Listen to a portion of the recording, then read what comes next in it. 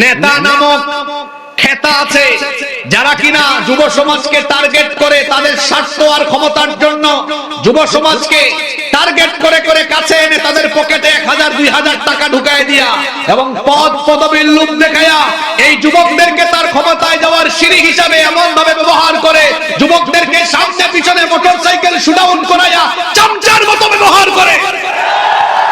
যুবকদেরকে বলছি, you have to personality, be a prestigious person. ব্যক্তিত্ববান হন, ব্যক্তিত্ববোধ আপনার মধ্যে থাকা দরকার। আপনার যৌবন দেওয়া হয়েছে কোন নেতার নেত্রীর চামচামি করার জন্য নয়, বরং আমার শরীরের প্রতি ফুটা ঘাম, আমার তারুণ্য, আমার যৌবন, আমার যৌবনের শক্তি সামর্থ্য, রক্ত আর জীবন, এটা যদি দিতেই হয় কোন নেতা নেত্রীর চামচামি করে নয়, আল্লাহর জমিনে আল্লাহর দ্বীন বাস্তবায়নের জন্য উৎসর্গ করে দিব। এই জন্য যুবকদেরকে বলতে চাই, সৎ সঙ্গে স্বর্গবাস। কথায় আছে সৎ সঙ্গে স্বর্গবাস, অসৎ সঙ্গে। একটু দুর্ভাগ্যের ব্যাপার হলো আমাদের দেশের অনেক মানুষ অজু ভঙ্গের কারণ জানে, নামাজ ভঙ্গের কারণ জানে, কিন্তু তাকে যদি জিজ্ঞেস করেন আপনি কি ঈমান ভঙ্গের কারণ জানেন, হা করে তাকিয়ে থাকবে। আপনারা আমাকে বলেন তো, যদি কারো ঈমানই না থাকে তাহলে তার অজু, তার নামাজ, এগুলার কি আর কোনো দাম আছে? কারণ সকল নেক আমল কবুল হওয়ার পূর্ব শর্ত হলো ঈমান থাকা। জোরে বলেন, কি থাকা? ঈমান থাকা। এজন্য অজু ভঙ্গের কারণ, নামাজ ভঙ্গের কারণ যেরকম আপনার জানা আছে, ঠিক তেমনি ভাবে প্রত্যেক মুসলমানের জন্য এটাও জানা দরকার কি কি করলে পরে ঈমান ভাঙে, কি কি কাজ করলে ঈমান চলে যায়। যেই 10টা কাজ করলে ঈমান থাকে না, ঈমান চলে যায়, এই রকমের মোট কয়টা কাজ আছে? এলাকার নাম তো বড় সুন্দর, বীরগঞ্জ। সম্ভবত পূর্বপুরুষরা সবাই বীর পুরুষ ছিল, তো বীর পুরুষের ঘরে হয়েছে ও বীর পুরুষ। তো বীর পুরুষরা কি এভাবে আওয়াজ দিবে না আকাশ বাতাস ভারী করে দিবে? নিশ্চয়ই আকাশ বাতাস ভারী করে দিবে। বীরগঞ্জের বীর পুরুষেরা বলেন তো ঈমান চলে যায় কয়টা কাজ করলে? পাশের দেশ থেকে মাঝে মাঝে বলা হয় যে বাংলাদেশে নাকি মৌলবাদ কায়েম হয়ে গেছে, এই দেশে নাকি অমুসলিমরা নিরাপদ না। দাদা বাবুদেরকে বলবো নিজের চরকায় তেল দাও, সম্প্রীতি আমাদেরকে শিখাও। এই দেশে হিন্দু মুসলিম বৌদ্ধ খ্রিস্টান আমরা একসাথে বসবাস করি। এই দেশে রোজা পূজা একসাথে হয়েছে একই সময়ে, কিন্তু কোনো মারামারি হয় নাই। কিন্তু তোমরা যে আমাদেরকে সাম্প্রদায়িক সম্প্রীতির সবক দাও, কোন মুখে সবক দাও? আয়নার সামনে একটু তাকিয়ে দেখো, তোমাদের হাত কাশ্মীরি মুসলিম মুসলমানদের রক্তে রঞ্জিত হয়ে গিয়েছে, এবং তোমরা সেই পরিমাণ অসভ্য মানুষ যারা কিনা আমাদের শত শত বছরের ঐতিহ্য বাবরি মসজিদ দখল করে রাম মন্দির বানিয়ে পৃথিবীর 200 কোটি মুসলমানদের কলিজায় আগুন লাগাই দিয়েছো। যে আইন থাকার ফলে ধর্ষিতা কবরে যায় আর ধর্ষক বেঁচে থাকে, এই আইনের মুখে আমি জুতা নিক্ষেপ করি। প্রিয় শিবরামপুর, জম্মারহাট, বীরগঞ্জ, পার্শ্ববর্তী জেলা ঠাকুরগাঁও বা পঞ্চগড় থেকে আগত সম্মানিত প্রিয় দিনাজপুরবাসী, আপনারা সবাই কেমন আছেন? আলহামদুলিল্লাহ, আল্লাহ আমাকেও ভালো রেখেছেন। আমাদের সবাইকে সুস্থতার সাথে বাঁচিয়ে রেখে আজকের এই সুন্দর বরকতময় নান্দনিক এবং জান্নাতি এই আয়োজনে আমাদেরকে শামিল হওয়ার তৌফিক যিনি দান করেছেন, গলার আওয়াজ বড় করে সবাই বলেন তো তিনি কে? সেই মহান রবের জন্য হৃদয়ের সবটুকু ভালোবাসা, আবেগ, অনুভূতিকে উজাড় করে দিয়ে খুশি মনে প্রাণবন্ত আওয়াজে উচ্চ কণ্ঠে কালিমাতুশ শুকর আদায় করে আমরা সকলেই পড়ছি আলহামদুলিল্লাহ। অসংখ্য অগণিত দুরূদ এবং সালাম পেশ করছি সর্বকালের সর্বযুগের সর্বশ্রেষ্ঠ মহামানব নবিয়ুনা ওয়া সাইয়্যিদুনা ওয়া কুদওয়াতুনা মুহাম্মাদুর রাসূলুল্লাহ সাল্লাল্লাহু আলাইহি ওয়াসাল্লামের প্রতি, যাকে আল্লাহ তাআলা আমাদের হেদায়েতের জন্য পাঠিয়েছেন। আল্লাহুম্মা সাল্লি আলাইহি আল্লাহুম্মা বারিক আলাইহি। সম্মানিত উপস্থিতি, কনকনে ঠান্ডা, প্রচন্ড কুয়াশাকে ভেদ করে আমরা সবাই এখানে সমবেত হয়েছি কার খুশির জন্য? এত বড় আয়োজন, লক্ষ লক্ষ টাকা খরচ করে এত মানুষের কষ্ট আর মেহনতের ফলে বাস্তবায়িত হওয়া এই বিশাল সমাবেশে আমরা অপ্রাসঙ্গিক, অপ্রয়োজনীয় কোনো কথাবার্তা বলে সময়ের বরকত নষ্ট করতে চাই না।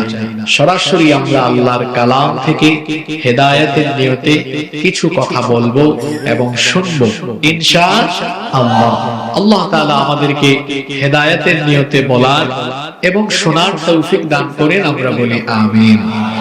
সম্মানিত দিনাজপুরবাসী, এই পৃথিবীতে অসংখ্য মানুষের বসবাস।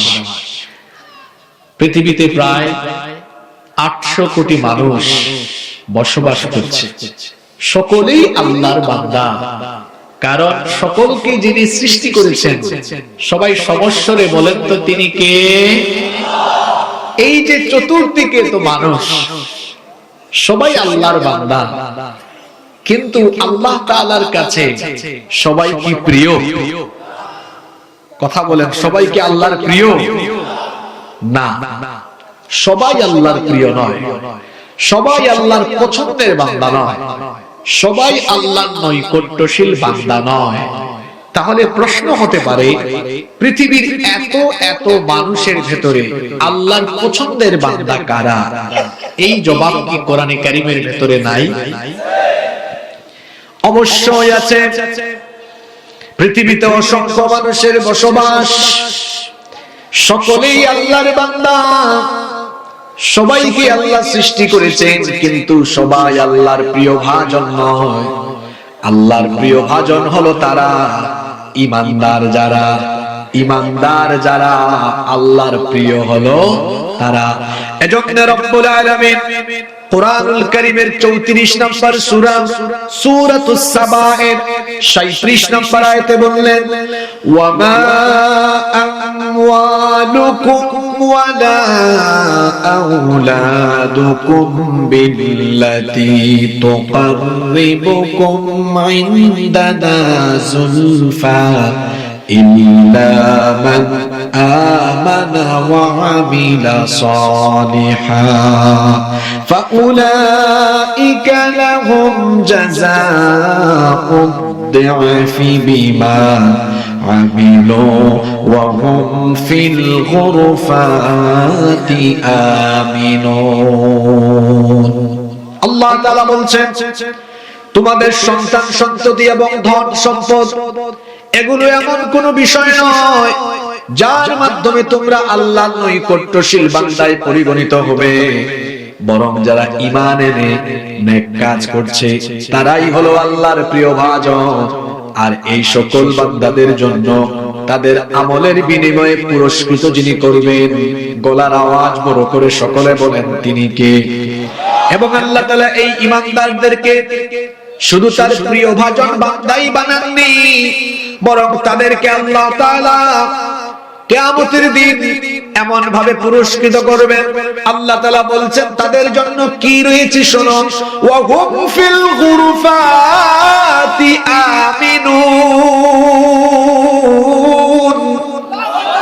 তাদের জন্য জান্নাতে নিরাপদ সুউচ্চ আবাসনের ব্যবস্থা রয়েছে। এই আয়াত আমাদেরকে কি বার্তা দিল? পৃথিবীতে এত এত মানুষ, কিন্তু সবাই আল্লাহর প্রিয় নয়। একমাত্র ঈমানদার যারা আল্লাহর প্রিয় বান্দা হলো তারা। কথা বুঝে থাকলে সবাই একটু বলেন তো, আল্লাহর প্রিয় কারা? একটু জোরে বলেন, আল্লাহর প্রিয় কারা? ঈমানদার যারা। ঈমান হলো একটি দামি দৌলতের নাম। এমন কিছু কর্মকাণ্ড আছে যেই সকল কর্মকাণ্ডে লিপ্ত হলে ঈমান আর থাকে না, ঈমান চলে যায়।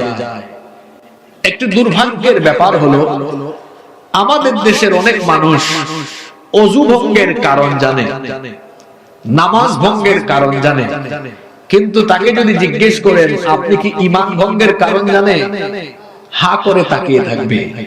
আপনারা আমাকে বলেন তো, যদি কারো ঈমানই না থাকে তাহলে তার ওযু, তার নামাজ এগুলার কি আর কোনো দাম আছে? কারণ সকল নেক আমল কবুল হওয়ার পূর্ব শর্ত হলো ঈমান থাকা। জোরে বলেন, কি থাকা? ঈমান থাকা। এজন্য ওযু ভঙ্গের কারণ, নামাজ ভঙ্গের কারণ যেরকম আপনার জানা আছে, ঠিক তেমনি ভাবে প্রত্যেক মুসলমানের জন্য এটাও জানা দরকার কি কি করলে পরে ঈমান ভাঙে, কি কি কাজ করলে ঈমান চলে যায়। কারণ ঈমান যদি চলে যায়, যার মধ্যে ঈমান নাই, কোন বেঈমান কি জান্নাতে ঢুকতে পারবে? এই আওয়াজে হবে না, জোরে বলেন, কোন বেঈমান কি জান্নাতে ঢুকতে পারবে? জান্নাতে তাহলে যাবে কারা? ইন্নাল্লাযীনা আমানু ওয়া আমিলুস সালিহাতি কানাত লাহুম জান্নাতুল ফিরদাউসি নুজুলা খালিদিনা ফিহা লা ইয়াবগুনা আনহা হিওয়ালা। নিশ্চয়ই ঈমান আনার পরে যে সকল ইমানদারেরা নেক কাজ করছে, ঈমান আর নেক আমল করে যারা, এক নম্বরের জান্নাত, জান্নাতুল ফিরদাউসের ওয়ারিস হয়ে যাবে তারা। ঈমানদার ব্যতীত কেউ জান্নাতে যেতে পারবে না। সুতরাং ঈমানই যদি চলে যায় তাহলে তো জান্নাত পাওয়ার আর কোনো উপায় নাই। এমন কিছু কর্মকাণ্ড আছে যেই কর্মকাণ্ডে লিপ্ত হলে ঈমান থাকে না, ঈমান চলে যায়। এই রকমের ঈমান বিধ্বংসী 10টি কারণ আছে। যেই 10টা কাজ করলে ঈমান থাকে না, ঈমান চলে যায়। এই রকমের মোট কয়টা কাজ আছে? এলাকার নাম তো বড় সুন্দর, বীরগঞ্জ। সম্ভবত পূর্বপুরুষরা সবাই বীর পুরুষ ছিল, তো বীর পুরুষের ঘরে হয়েছে ও বীর পুরুষ। তো বীর পুরুষরা কি এভাবে আওয়াজ দিবে, না আকাশ বাতাস ভারী করে দিবে? নিশ্চয়ই আকাশ বাতাস ভারী করে দিবে। বীরগঞ্জের বীর পুরুষেরা বলেন তো, ঈমান চলে যায় কয়টা কাজ করলে? না না না, এটা বীর পুরুষের আওয়াজ হয় নাই। জোরে বলেন, কয়টা? আবার বলেন, আবার বলেন, সবাই বলেন। এগুলা মুখস্থ করতে হবে আজকে। মুখস্থ করে তারপর ছুটি হবে ইনশাআল্লাহ। দিনাজপুরের ব্যাপারে আমার ভালো একটা আইডিয়া আছে। তাজা তাজা শাকসবজি, ফল ফসলের সমাহার, এগুলো ভোগ করে সকলের মেধা, মেমোরাইজিং ক্যাপাসিটি এবং মানসিক বিকাশ খুব ভালোই সাধিত হয়েছে। সুতরাং আমরা এখানে যারা আছি, আলোচনার প্রতিটি পয়েন্ট হয় মুখস্থ করব, নইলে নোট ডাউন করব। যুবক ভাইয়েরা, ছাত্র ভাইয়েরা, নোট ডাউন করতে পারবেন তো ইনশাআল্লাহ? আল্লাহ সবাইকে আমলের নিয়তে শোনার তৌফিক দান করেন। তাহলে যে 10টি কাজ করলে ঈমান থাকে না, ঈমান চলে যায়, এই 10টা কাজ শুরু হচ্ছে। নাম্বার 1, 1 নাম্বার, আশিরকু বিল্লাহ। আল্লাহর সাথে যদি কেউ শিরক করে, ঈমান থাকবে? শিরক হচ্ছে সবচেয়ে বড় কবিরা গুনাহ। এজন্য আল্লাহ কোরআনে বলেছেন, ইন্নাশ শিরকা লাযুলমুন আযীম।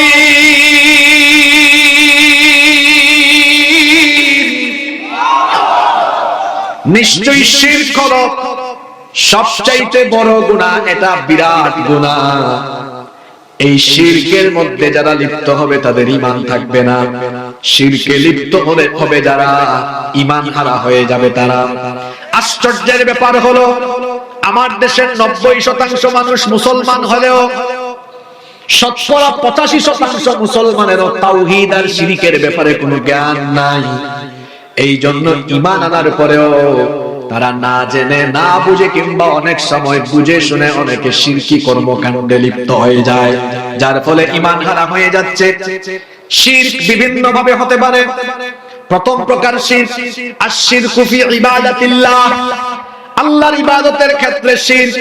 ইবাদত পাওয়ার একমাত্র হকদার, ইবাদত পাওয়ার একমাত্র যোগ্যতা যার, আকাশ বাতাস ভারী করে সবাই জবাব দিয়ে বলেন, তিনি কে? তিনি হচ্ছেন ইবাদতের একমাত্র হকদার। তিনি ছাড়া অন্য কারো ইবাদত করা যায় না। কোন মানুষ যদি সেই একত্ববাদী রবকে বাদ দিয়ে অন্য কারো ইবাদত করে কল্পিত অঙ্কিত বানানো দেব দেবী মূর্তি তারকা কিংবা অন্য যে কারো পূজা করে, কিংবা কেউ যদি ঈমান আনয়নের পরেও ইবাদতকে কারো সাথে শরীক করে ভাগাভাগি করে নেয়, যেমন আমরা সালাত, সিয়াম, হজ, যাকাত এগুলো কেবলমাত্র আদায় করি কার জন্য? কিন্তু এগুলোতেও যদি আপনি ভাগাভাগি শুরু করে দেন, কিরকম ভাগাভাগি হয়? আচ্ছা বলেন তো, সাজদা পাওয়ার একমাত্র হকদার কে? কিন্তু আমার দেশে এমন বহু মুসলমান আছে যারা শাহজালালের মাজারে গিয়ে মাজারে সাজদা দেয়, শাহ ফলানের মাজারে গিয়ে মাজারে সাজদা দেয়, জীবিত পীর সাহেবকে সাজদা দেয়, জীবিত পীরের পায়ের সামনে পড়ে সাজদা দেয়। যারা আল্লাহকে বাদ দিয়ে অন্য কারো সামনে মাথা নত করে সাজদা দিবে, এদের ঈমান চলে যাবে। কারণ হচ্ছে সাজদা পাওয়ার একমাত্র হকদার কে? আবার আমরা কুরবানি করি একমাত্র যার খুশির জন্য। গলার আওয়াজ বড় করে বলেন তিনি কে? কুল ইন্না সালাতি ওয়া নুসুকি ওয়া মাহইয়ায়া ওয়া মামাতি লিল্লাহি রাব্বিল আলামিন। ও নবী বলেন, আমার নামাজ, আমার কুরবানি, আমার হায়াত আর আমার মওত কার জন্য? কিন্তু আমার দেশে এমন বহু মুসলমান আছে মাজারে গিয়ে মান্নত করে তার পীর সাহেবের জন্য। দেখা যায় ওখানে গিয়ে পশু জবাই করে মান্নত করে, এমন মুসলমান আছে না নাই? আমার বাড়ি সিলেটে, আমি এগুলো জানি, এগুলো আমরা ছোট কাল থেকে দেখেছি। অনেক মানুষ সেখানে গিয়ে দেখা যায় মান্নত করে, সেখানে গিয়ে অনেকে বাবা শাহজালালের নামে কুরবানিও দেয়। নাউজুবিল্লাহ। ইবাদতের ক্ষেত্রে অন্য কাউকে শরীক করা যাবে না, কারণ হলো ইবাদত পাওয়ার একমাত্র হকদার যিনি। জুড়ে বলেন তিনি কে? চট্টগ্রামে গেলে দেখবেন কত মানুষ মাজারে গিয়ে মাথা ঠেকায়। আপনারা হয়তো এই ভিডিওটা দেখেছেন। এক ভণ্ড, সে কিছু ছাত্রদেরকে নিয়ে গিয়েছে এক মাজারের সামনে, তারপরে গিয়ে বলতেছে, বাজান, ও বাজান, এই ছেলেগুলা পরীক্ষা দিবে, আপনারা দেখছেন কিনা ভিডিওটা? কারা কারা দেখছেন হাত তুলেন। ওই যে নামও বলে ফেলেছে। বলেন তো দেখি, কবরে যিনি শুয়ে আছেন তার কি দেওয়ার কোনো সক্ষমতা আছে নাকি? একমাত্র ইবাদত করতে হয় যার, সাজদা দিতে হবে যাকে, গোলামি এবং ইবাদত আর সাহায্য যার কাছে চাইতে হবে। জুড়ে বলেন তিনি কে? এই জন্য সূরা ফাতিহার মাধ্যমে আল্লাহ আমাদেরকে শিখালেন ইবাদত এবং সাহায্য উভয়টা চাইতে হবে কেবলমাত্র আল্লাহর কাছে। তাই তো আমরা সূরা ফাতিহায় প্রতিদিন তেলাওয়াত করি। সওয়াবের নিয়তে আমার সঙ্গে পড়েন, ইয়্যাকা না'বুদু ওয়া ইয়্যাকা নাস্তাঈন। আমরা একমাত্র আপনারই গোলামি করি, আপনারই কাছে সাহায্য চাই। সেই আল্লাহকে বাদ দিয়ে অন্য কারো ইবাদত করা যাবে না, যদি করে ঈমান থাকবে না। এজন্য রব্বুল আলামিন কোরআনুল কারীমের 17 নম্বর সূরা, সূরা বনী ইসরাঈলের 39 নম্বর আয়াতে বললেন, ওয়ালা তাজআল মা'আল্লাহি ইলাহান আখার ফাতুলকা ফি জাহান্নামা মালুমান মাদহুরা। আল্লাহ তাআলা বলছেন, আল্লাহর সাথে অন্য কাউকে ইলাহ হিসাবে গণ্য করো না। যদি এমনটা করো তাহলে নিন্দিত এবং বিতাড়িত হয়ে জাহান্নামে নিক্ষিপ্ত হওয়া লাগবে। কোরআনে কারীমের 26 নম্বর সূরা, সূরাতুশ শুআরা এর 213 নম্বর আয়াতে আল্লাহ বলছেন, ফালা তাদউ মা'আল্লাহি ইলাহান আখারা ফাতাকুনা মিনাল মুআদ্দিবিন। আল্লাহর সাথে অন্য কাউকে উপাস্য হিসাবে গণ্য করো না। যদি করো তাহলে আযাবপ্রাপ্তদের কাতারে শামিল হয়ে যাবে।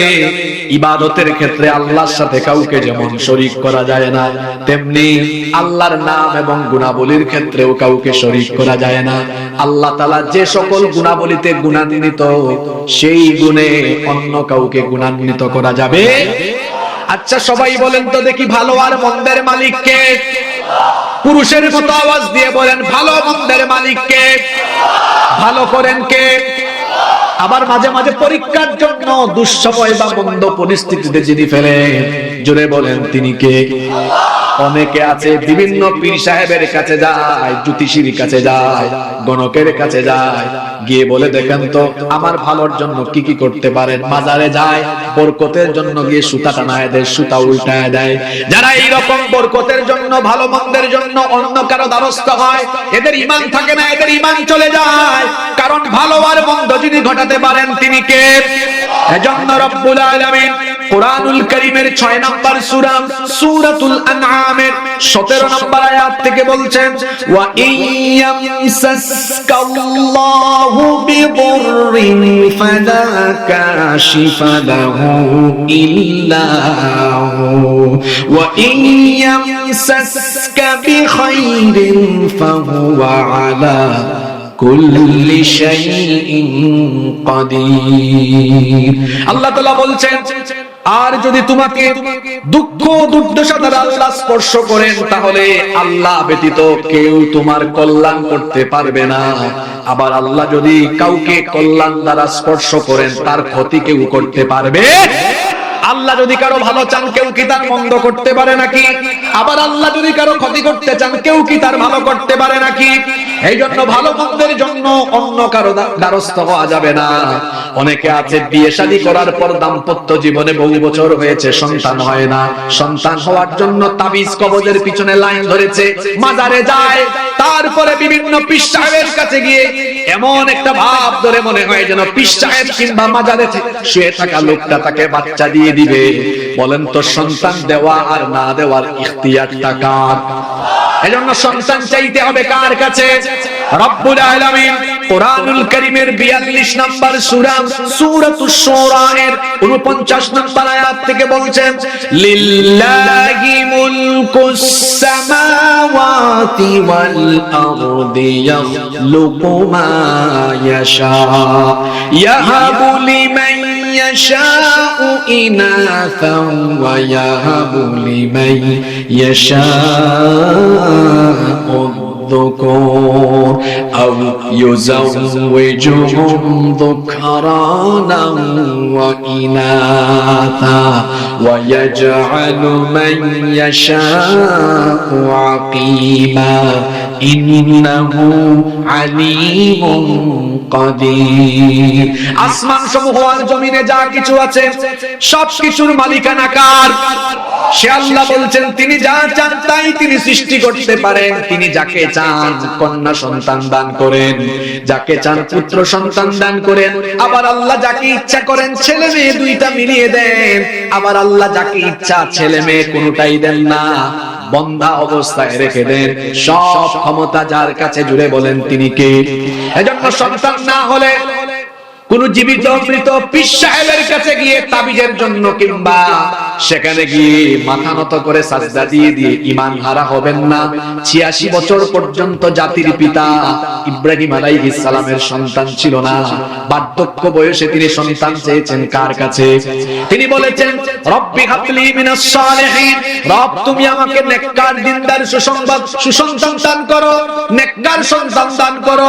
আল্লাহ তার দোয়া কবুল করে জানিয়ে দিলেন, ফাবাশশারনাহু বিগুলামিন হালিম, আমি আমার খলিল ইব্রাহিমের দোয়াকে কবুল করে নিলাম আর তাকে ধৈর্য সহিষ্ণু নেককার সন্তানে সুসংবাদ দিয়ে দিলাম। সন্তান যদি না হয় তাহাজ্জুদের সাজদায় পড়ে যান, নামাজে কাতর হয়ে আল্লাহর কাছে চান। আল্লাহর কাছে চাইলে আল্লাহ ফিরায় দেন না, কারণ আল্লাহর কাছে নেয়ামতের ভান্ডার কম না বেশি? আস্তে বলবেন না, জোরে বলেন, কম না বেশি?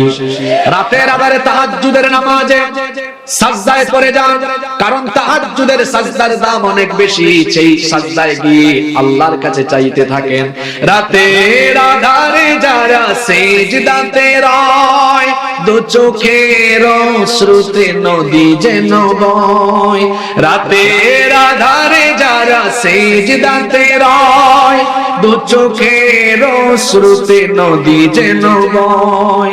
ছলনার হাত ছানি যত আসুক, পেছনে ফিরেও তাকায় না, পেছনে ফিরেও তাকায় না। যাদের হৃদয়ে আছে আল্লাহর ভয়, তারা কবু পথ ভুলে যায় না।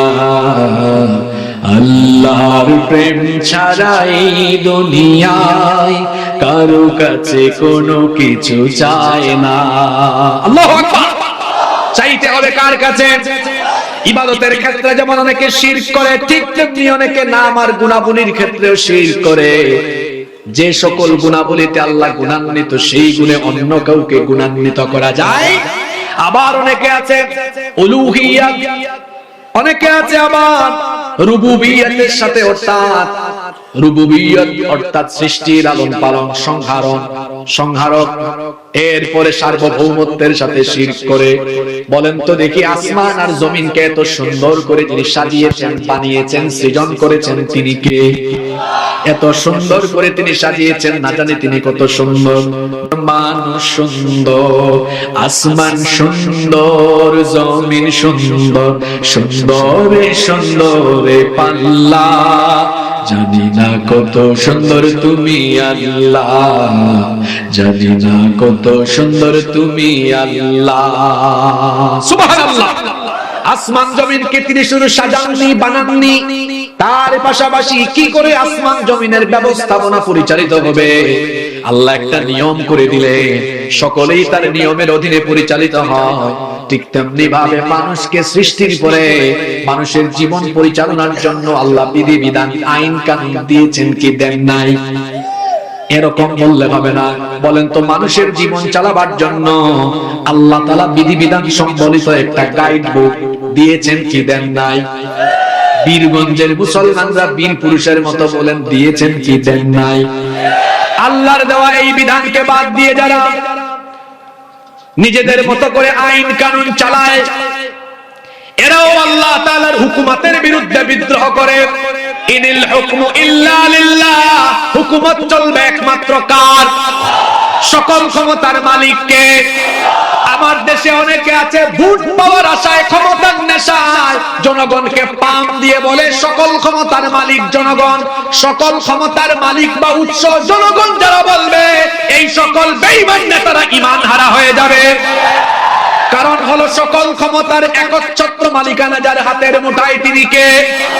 কোরআনুল কারীমের 67 নম্বর সূরা সূরাতুল মুলকে প্রথম আয়াতে আল্লাহ বলেছেন, তাবারাকাল্লাযী বিয়াদিহিল মুলকু ওয়া হুয়া আলা কুল্লি শাইইন কাদির। সকল ক্ষমতার মালিকানা, একচ্ছত্র মালিকানা যার হাতের মুঠায়। গলার আওয়াজ বড় করে বলেন, তিনি কে? আন্নাল কুওয়াতা লিল্লাহি জামিআ, সব ক্ষমতার একচ্ছত্র মালিক কে? আর এরা বলে ক্ষমতার উৎস, ক্ষমতার মালিক নাকি জনগণ। কি সাংঘাতিক কথা, কুফরি কথা। এই কুফরি কথা যারা বিশ্বাস করে এবং তাদেরকে যারা সায় দেয়, এরা উভয়ই ঈমান হারা, ঈমান থাকবে না। সম্মানিত দিনাজপুরবাসী, সার্বভৌমত্বের একচ্ছত্র মালিকানা কার? জোরে বলেন কার? এজন্য আল্লাহর জমিনে আইন চলবে কার? কথা কয় না কেন? কার? নাকি আপনার নেতা নেত্রীর? আসমান জমিন বানাইলো আল্লাহ, মানুষও বানাইলো আল্লাহ, আর আইন চলবে বুঝি আপনার নেতা নেত্রীর? আসমান জমিন যার, আইনও চলবে তো। আল্লাহর হুকুমতকে প্রতিষ্ঠার জন্য সারা দেশের প্রায় সব উলামা এখন ঐক্যবদ্ধ হয়ে গিয়েছে। আপনারা খুশি না বেজার? এতকাল আপনারা আমাদেরকে বলেছেন, হুজুর আপনারা এক হন না কেন, সমস্যা কি? এখন আমরা এক হয়ে গেছি। কওমি আলিয়া, দেওবন্দি, হানাফি, এমনকি যত ইসলামী দল আছে, সকল ঘরানা, সকল দল মতের উলামা মাশায়েখ এখন একসাথে, কাছাকাছি, পাশাপাশি চলে এসেছে। এই চিত্র দেখে পাশের দেশের দাদা বাবুদের ঘুম হারাম হয়ে গিয়েছে। এটা দেখে আমাদের দেশের কিছু আধিপত্যবাদীদের কলিজার মধ্যে রীতিমতো আগুন লেগে গিয়েছে। তাদেরকে আমরা আল্লাহর কোরআন দিয়ে জবাব দিচ্ছি, মুতু বিগাইদিকুম, তোমাদের জ্বালাপুরা নিয়ে তোমরা মরে যাও, আমাদের কিচ্ছু করার নাই। এদেশের উলামা মাশায়েখরা শুধু মাদ্রাসা আর মসজিদ পরিচালনা করবেন না, জাতি এবার জেগে উঠেছে, তারুণ্য জেগে উঠেছে। তারুণ্য, যুব সমাজ আর এই দেশের আপামর মানুষ চায় আলেম উলামার নেতৃত্বে একটি সুন্দর আলোকিত বাংলাদেশ তারা দেখতে চায়। এজন্য আলেমদের সাথে আমরা আছি না নাই? কারা কারা আছি দু হাত তুলে আল্লাহকে দেখা।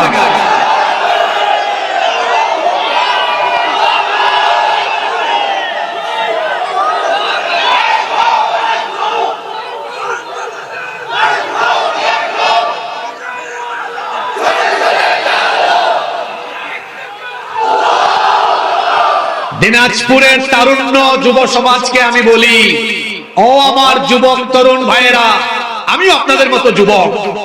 বলেন দেখি, আমার তারুণ্য, আমার যৌবন, আমাদের যৌবনের শক্তি সামর্থ্য যিনি দিয়েছেন তিনি কে? এই সমাজে এমন কিছু নেতা নামক খেতা আছে যারা কিনা যুব সমাজকে টার্গেট করে তাদের স্বার্থ আর ক্ষমতার জন্য যুব সমাজকে টার্গেট করে করে কাছে এনে তাদের পকেটে 1000-2000 টাকা ঢুকায় দিয়া এবং পদ পদবীর লোভ দেখায়া এই যুবকদেরকে তার ক্ষমতায় যাওয়ার সিঁড়ি হিসাবে এমন ভাবে ব্যবহার করে যুবকদেরকে সামনে পিছনে মোটরসাইকেল শুডাউন করায়া চামচার মতো ব্যবহার করে। যুবকদেরকে বলছি, you have to personality, be a prestigious person. ব্যক্তিত্ববান হন, ব্যক্তিত্ববোধ আপনার মধ্যে থাকা দরকার। আপনার যৌবন দেওয়া হয়েছে কোন নেতার নেতৃত্ব চামচামি করার জন্য নয়, বরং আমার শরীরের প্রতি ফুটা ঘাম, আমার তারুণ্য, আমার যৌবন, আমার যৌবনের শক্তি সামর্থ্য, রক্ত আর জীবন, এটা যদি দিতেই হয় কোন নেতা নেত্রীর চামচামি করে নয়, আল্লাহর জমিনে আল্লাহর দ্বীন বাস্তবায়নের জন্য উৎসর্গ করে দিব। এই জন্য যুবকদেরকে বলতে চাই, সৎ সঙ্গে স্বর্গবাস। কথায় আছে সৎ সঙ্গে স্বর্গবাস, অসৎ সঙ্গে। এক লোক আতরের দোকানে ঢুকেছে, আতর কিনে নাই, 10 মিনিট ছিল, তার শরীরে আতরের গন্ধ হবে কি হবে না? আরেক লোক বিড়ি সিগারেট খায় না, কিন্তু বিড়ি কুলের সাথে কুলাকুলি করছে, এখন গায়ে বিড়ির গন্ধ হবে কি হবে না? আতরের দোকানে কিছুক্ষণ থাকলে যেমন শরীরে আতরের সুবাস লাগে, ঠিক তেমনি যুবকেরা বেনামাজি, বেঈমান, সুদখোর, ঘুষখোর, চাঁদাবাজ, টেন্ডারবাজ, নেতা নেত্রীবাদ দিয়ে আলেমদের সাথে চলো। আতরের সাথে থাকলে যেমন আতরের গান হয়, আলেমদের সাথে থাকলে পরে জান্নাতের পথে পরিচালিত হওয়ার সুযোগ থাকবে। হয় আলেম হন, নইলে আলেমের ছাত্র হন, নইলে আলেমের শাগরিদ হন, আলেমদের কাছাকাছি থাকে। যুবক ভাইয়েরা রাজি আছেন তো? জোরে বলেন, রাজি আছেন তো? বিড়ি ঘুরের সাথে থাকলে যেমন বিড়ির গন্ধ হয়, তেমনি বেঈমান, বেনামাজি, চাঁদাবাজ, লুণ্ঠনকারী, চোর, ডাকাত, চরিত্রহীনদের সাথে থাকলে পরে নিজেও চরিত্রহীন হয়ে যাওয়ার সম্ভাবনা থাকবে। এজন্য আমরা উলামা মাশায়েখদের সাথে, পীর মাশায়েখদের সাথে, আর আমরা কোরআন ওয়ালাদের সাথে থাকব। যারা ইনশাআল্লাহ কইল না তারা কাদের সাথে থাকবে? সবাই বলেন ইনশাআল্লাহ। দেখছেন আলেমরা এক হয়ে গেছেন না? তাকান, দেখছেন আমার খুব ভালো লাগছে। এখানে আমি কওমি উলামায়ে কেরামকে দিচ্ছি, আলিয়ার উলামায়ে কেরামকে দিচ্ছি, খুব ভালো লাগছে। আমরা এই দেশে কওমি আর আলিয়ার মাঝখানে যে দেওয়াল আছে, এটাকে ভেঙে চুরে চুরমার করে দিয়ে আমরা ঐক্যবদ্ধ হয়ে ঐক্যবদ্ধ জাতি গঠন করে উলামা মাশায়েখদের নেতৃত্বে কোরআনের বাংলাদেশ নির্মাণ করব। আপনারা সাথে আছেন না নাই? তাহলে বলছিলাম কি কি করলে ঈমান চলে যায়। এর মধ্যে যে পয়েন্টে আলোচনায় ছিলাম যে সব ক্ষমতার মালিক জনগণ বললে ঈমান থাকে না, ঈমান চলে যায়। তাহলে ঈমান বিধ্বংসী 10টি কারণের প্রথম কারণ বললাম যে কথাবার্তা, চাল চলন, ইবাদত, সার্বভৌমত্ব আর গুণাবলীর ক্ষেত্রে কেউ যদি আল্লাহর সাথে শরীক করে তার ঈমান থাকে না, ঈমান চলে যায়। আপনাদের কি কষ্ট হচ্ছে? আজকে বড় জরুরি একটা টপিক আমি ধরেছি। আমরা কি মুনাজাত পর্যন্ত সবাই থাকতে পারবো? কারা কারা থাকবো না দেখে হাত তোলেন তো। আরে বাপ রে বাপ, না এরা বেশি মানে এত পরিমাণ আবেগ আছে। কিছু কিছু যুদ্ধ আছে কমান্ডারের আগেই যুদ্ধ করতে নেমে যায়। আপনারা হাসছেন, কিন্তু আল্লাহ তো এমন নন। আমরা কেউ ভুল করলে হাসি, আর আল্লাহ তাআলা কেউ ভুল করলেও আল্লাহ বলেন দেখো এর ভেতরে কোনটা আছে, বাইরেরটা নিও না, আল্লাহ ভেতরেরটা নেন। সুবহানাল্লাহ। নাম্বার 2, যে কাজ করলে ঈমান চলে যায়। 2 নাম্বারটা হলো আল্লাহ আর বান্দার মাঝখানে যদি কেউ কোনো মাধ্যম বানায়। আচ্ছা, এটা যিনি উড়াচ্ছেন আপনি এবার নিয়ে যান, এটা মানুষজন বলতেছেন, এটা এখন দয়া করে নিয়ে যান। হইছে, আমি বলছি নিয়ে যাবে, ঠিক আছে? এবার আমার দিকে তাকান। 2 নম্বর কাজ যেটা করলে ঈমান থাকে না, ঈমান চলে যায়, সেটা হচ্ছে আল্লাহ আর বান্দার মাঝখানে কেউ যদি মাধ্যম বানিয়ে ওই মাধ্যমকে আল্লাহর কাছাকাছি যাওয়ার একটা উপকরণ মনে করে, তাহলে তার ঈমান থাকবে। আপনারা জানেন মক্কার মুশরিকরা 360টা দেবতার পূজা করত। কয়টা? তাদেরকে যখন বলা হলো আচ্ছা তোমরা লাত, মানাত, উজ্জা, হুবল সহ 360টা মূর্তির পূজা তোমরা কেন করো, তখন তারা জবাবে কি বলেছিল শুনেন। কোরআনে কারীমের 39 নম্বর সূরা সূরাতুজ জুমারের 3 নম্বর আয়াতে আল্লাহ বললেন আলা লিল্লাহিদ দীনুল খালিস ওয়াল্লাযীনা ইত্তাখাযু মিন দুনিহি আউলিয়া মা না'বুদুহুম ইল্লা লিয়ুকাররিবুনা ইলাল্লাহি যুলফা। আল্লাহ তাআলা বলছেন বিশুদ্ধ ইবাদত এবং আনুগত্য একমাত্র আল্লাহর। যারা আল্লাহকে বাদ দিয়ে অন্য কাউকে তাদের অভিভাবক বানিয়েছে, তাদেরকে যদি বলা হয় তোমরা কেন এগুলোর ইবাদত করো, তারা তখন জবাবে বলে মা না'বুদুহুম ইল্লা লিয়ুকাররিবুনা ইলাল্লাহি যুলফা। আমরা তো এগুলোর ইবাদত এই জন্য করি যাতে এগুলোর মাধ্যমে আল্লাহ পর্যন্ত পৌঁছা যায়। নাউজুবিল্লাহ। বলেন তো আল্লাহর কাছে যাওয়ার জন্য মাঝখানে কোনো মিডিয়া বা ভায়ার দরকার আছে নাকি?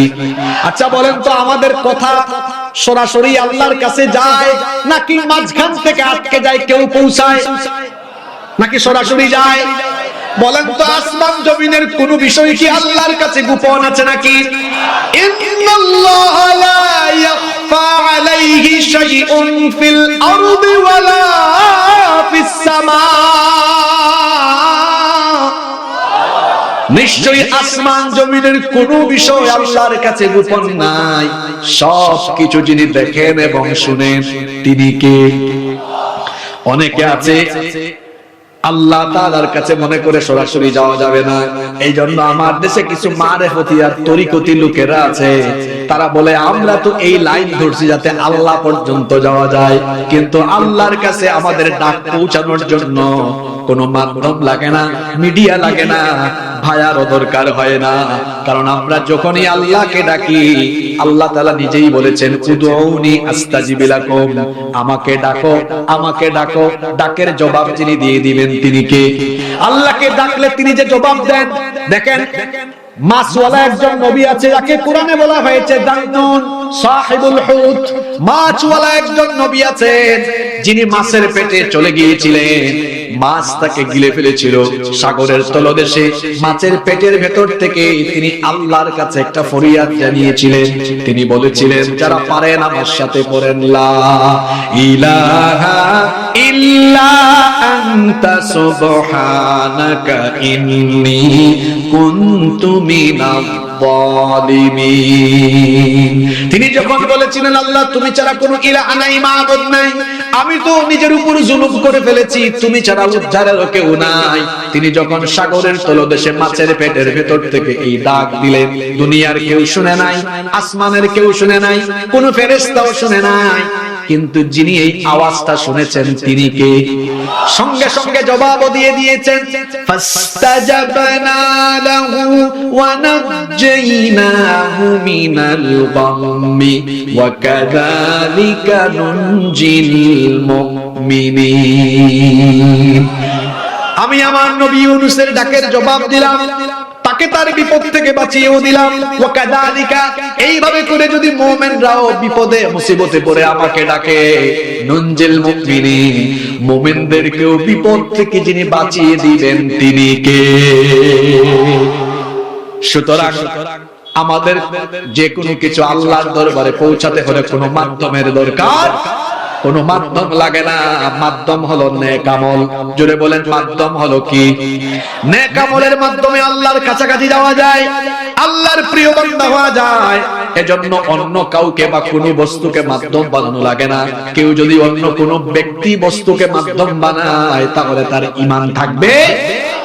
ঈমান চলে যাওয়ার 3 নাম্বার কারণ হলো মুশরিকদেরকে, কাফিরদেরকে কেউ যদি কাফির মনে না করে, কাফির হিসাবে যদি বিশ্বাস না করে, তাহলে সেও কিন্তু কাফির হয়ে যাবে। কাফিরকে কাফির মনে না করলে ওই ব্যক্তিও কাফির হয়ে যায়। মুশরিকরা হলো অপবিত্র। এই জন্য আল্লাহ কোরআনে কারীমের 9 নম্বর সূরা সূরাতুত তাওবা এর 28 নম্বর আয়াতে বললেন, ইন্নামাল মুশরিকুনা নাজাসুন, নিশ্চয়ই মুশরিকরা হলো নাজাস, এরা হলো অপবিত্র। সুতরাং যারা মুশরিক কাফির, এদের ব্যাপারে আপনার এই দৃষ্টিভঙ্গি থাকতে হবে। যারা ঈমান আনে নাই সেই সকল মুশরিকরা, কাফিররা, এরা সব হলো কাফির মুশরিক। কারণ আল্লাহ এদের ব্যাপারে কোরআনে কারীমের 98 নম্বর সূরা সূরাতুল বাইয়িনা এর 6 নম্বর আয়াতে বলছেন, ইন্নাল্লাযীনা কাফারু মিন আহলিল কিতাবি ওয়াল মুশরিকিনা ফী নারি জাহান্নামা খালিদিনা ফীহা উলাইকা হুম শাররুল বারিয়া। নিশ্চয়ই যারা আহলে কিতাবদের মধ্যে যারা কুফরি করেছে এবং যারা মুশরিক, এদের জন্য জাহান্নামের আগুন, সেখানে তারা চিরকাল থাকবে। এরা হলো আল্লাহর সবচেয়ে নিকৃষ্ট, এরা নিকৃষ্ট মানুষ। মুশরিকদেরকে, কাফিরদেরকে যারা কাফির মানে না, এদেরও ঈমান থাকে না। আমার দেশে এই টাইপের কিছু রুগী আছে যারা কাদিয়ানীদেরকে কাফের হিসাবে ঘোষণা দিতে পারে না। বলেন তো, কাদিয়ানীরা মুসলমান না কাফের? হ্যাঁ, উত্তরবঙ্গে কিন্তু এদের ঠিকানা আছে, আমি জানি। কাদিয়ানীরা কাফের, এদেরকে যারা কাফের বলে না তারাও কাফের। 54 বছর হয়েছে বাংলাদেশে রাষ্ট্রীয়ভাবে এখনো কাদিয়ানীদেরকে কাফের ঘোষণা করা হয় নাই। আচ্ছা, কাদিয়ানীরা কাফের কেন? কারণ তারা আখেরি নবীকে আখেরি নবী হিসাবে মানে। এই উত্তরবঙ্গে কিন্তু এদের ঘাঁটি আছে, আমি জানি। গত বছর তাদের ঘাটির পাশে আমি মাহফিল করেছি, মাহফিলে উঠেই তাদের ব্যাপারে আমি কথা বলেছি। এই দেশে হিন্দু, বৌদ্ধ, খ্রিস্টান যেভাবে অমুসলিম পরিবেশে বাস করে, অমুসলিম পরিচয়ে বাস করে, কাদিয়ানীরা এই দেশের মানুষ। তারা এই দেশে অমুসলিম পরিচয়ে বসবাস করবে, আমাদের কোনো আপত্তি। কিন্তু আহমদিয়া, আহমদি, কাদিয়ানিয়া, আহমদি জামাত বিভিন্ন নামে এই দেশে বসবাস করে মুসলমানদেরকে ধোঁকা দিবেন, মুসলিম পরিচয়ে বসবাস করবেন, এটা মেনে নেওয়া হবে না। কাদিয়ানীরা কাফের, এদেরকে যারা কাফের বলে না এরাও কাফের। এখন শুনেন, একটা দুঃখের কথা বলি। গত কিছুদিন আগে ঢাকার সোহরাওয়ার্দী উদ্যানে আলেমরা খাতমে নবুয়ত একটা সম্মেলন করেছেন। আপনারা জানেন কিনা? এই অনুষ্ঠানটা ভালো, আমি তাদের দাবির সাথে একমত, কিন্তু তাদের পদ্ধতির সাথে 100 ভাগ দ্বিমত। তাদের দাবির সাথে একমত, পদ্ধতির সাথে আপনারা বুঝতেছেন নাকি? কেন দ্বিমত? এই কারণে দ্বিমত, আমরা আলেমরা কি এমন দোষ করছি এই দেশে যে 54 বছর ধরে আমরা এতিমের মতো শুধু ওদের কাছে আমরা লিখিত দাবি দেই, মৌখিক দাবি দেই, এতিমের মতো বলি, মাননীয় সরকার, মহামান্য সরকার দাবি পূরণ করেন, মানেন। বহু বলেছি, বলে দেখছি কাম আর হয় না। আমি বলবো এখন আলেমদেরকে ঐক্যবদ্ধ হতে হবে। আমরা আর অনুরোধ জানাবো না, যেখান থেকে আইন পাস করলে পরে হ্যাঁ বা না একটা কিছু হয়ে যায়, সেই জায়গায় ঢুকে আমরা কাদিয়ানীদেরকে রাষ্ট্রীয়ভাবে কাফের ঘোষণা করতে চাই। আমরা এবার অনুরোধের জায়গায় থাকবো না, আমরা আদেশের জায়গায় থাকবো। জোরে বলেন, আমরা আদেশের জায়গায় থাকবো না অনুরোধের জায়গায়? আপনারা আলেমদেরকে আদেশের জায়গায় দেখতে চান না অনুরোধের জায়গায় দেখতে চান? আদেশ আর অনুরোধের পার্থক্য কি? পার্থক্য হলো, মনে করেন গান বাজনা, অথবা মনে করেন আপনি মনে করেন মাদক মদ, ইসলামে হালাল না হারাম? আমরা বলতেছি মাননীয় সরকার মাদক নিষিদ্ধ করে, এটা আদেশ না অনুরোধ? রমজান মাসে হোটেল রেস্টুরেন্ট দিনের বেলা বন্ধ রাখার ব্যবস্থা করেন দয়া করে, আদেশ না অনুরোধ? অনুরোধ করতে করতেই তো 54 বছর চলে গেল। এবার সময় এসেছে আদেশের জায়গাগুলোতে আমরা যেতে চাই। আমরা আর কাউকে অনুরোধ করব না, বরং আইন পাস করে করে সকল অন্যায় বিষয়কে আমরা আইন পাস করে নিষিদ্ধ করে দিব।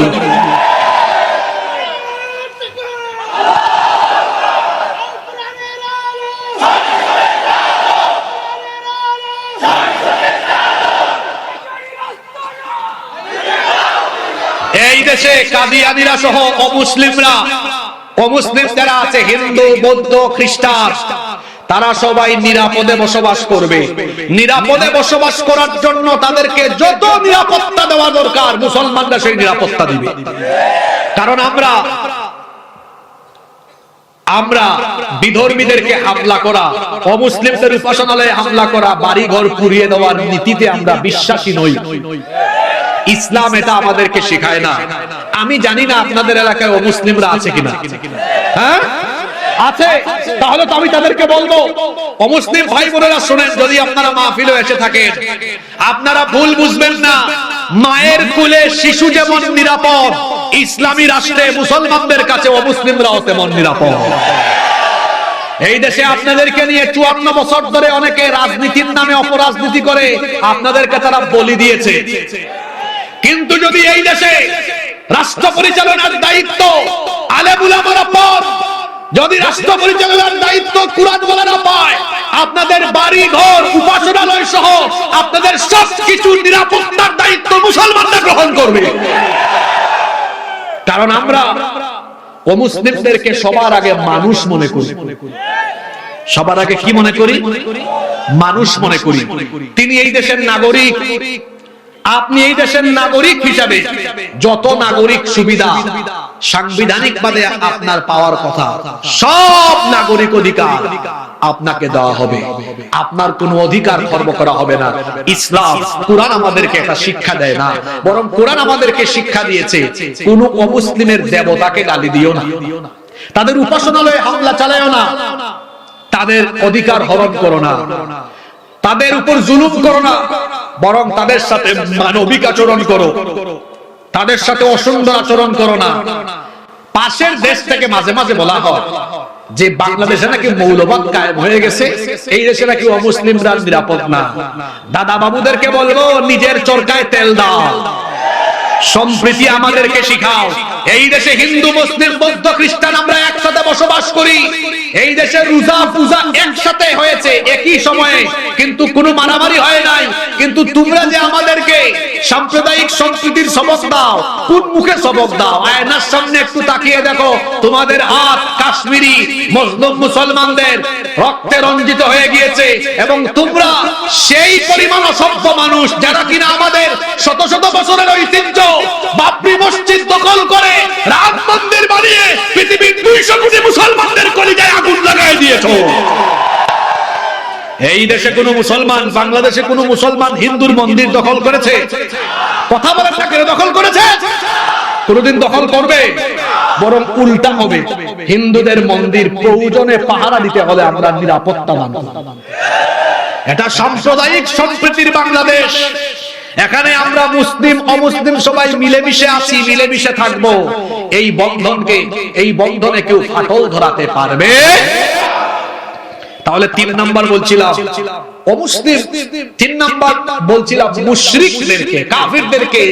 যেই ব্যক্তি কাফির মনে করে না, তার ঈমান থাকে না। নাম্বার 4, 4 নাম্বার, যদি কোনো ব্যক্তি মুহাম্মাদুর রাসূলুল্লাহ সাল্লাল্লাহু আলাইহি ওয়াসাল্লামের আনিত জীবন ব্যবস্থার চাইতে অন্য কোন জীবন ব্যবস্থাকে পরিপূর্ণ কিংবা আল্লাহর আইনের পরিবর্তে অন্য কোন আইনকে উত্তম মনে করে সে আর মুসলমান থাকতে পারে?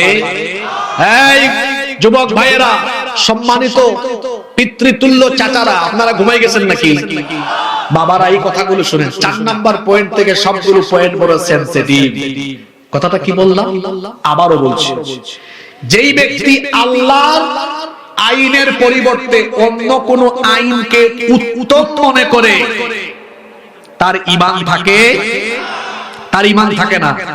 এমন কি যেই ব্যক্তি আল্লাহর দেওয়া বিধান বাদ দিয়ে মানুষের তৈরি করা আইন দিয়ে বিচার ফয়সালা আরম্ভ করে তারও ঈমান থাকে, সে যদি এটাকে উত্তম মনে করে চালাতে থাকে।